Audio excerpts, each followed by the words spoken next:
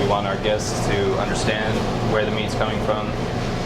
We're able to tell them that we broke this animal down all by ourselves. We knew what it looked like whole, and then present it to them.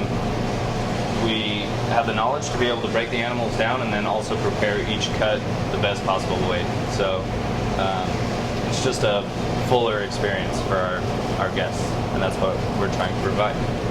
Obviously, we're not butchering like a butcher shop would, because they're going to sell retail cuts of meat. So we're just breaking it down into sizes and portions that we can use in a restaurant setting. So it's a much different style.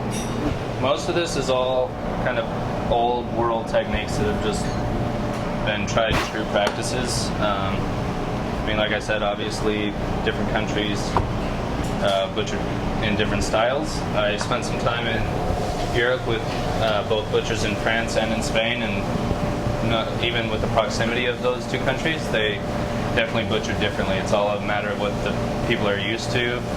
You know, their parents are the ones who went to the butcher shops and bought certain cuts, so that's how they learn, and they go and they buy those same cuts of meat. So that's what establishes the demand for how they butcher the meat, I suppose. So. A big part of butchery is, again, understanding where the bones are and just taking it apart, how the animal is put together. So, and you don't need a whole lot of the knife.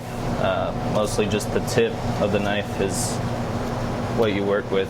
So, obviously, when you're cooking meat, fat is important in keeping the meat moist, and it's also where a lot of the flavor is, which happens to be on lamb pretty gamey. So that's why I think a lot of people say they don't like lamb.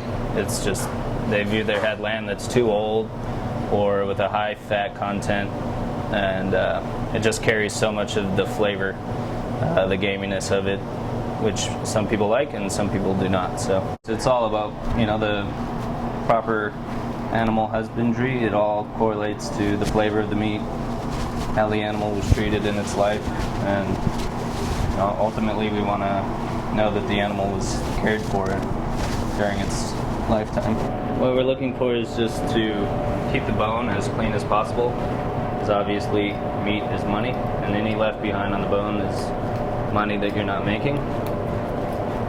So that's where it really is the difference between a skilled butcher and someone who's just cutting the meat. And that's a dear lesson that I learned when I was in Europe, because there I'm an amateur still.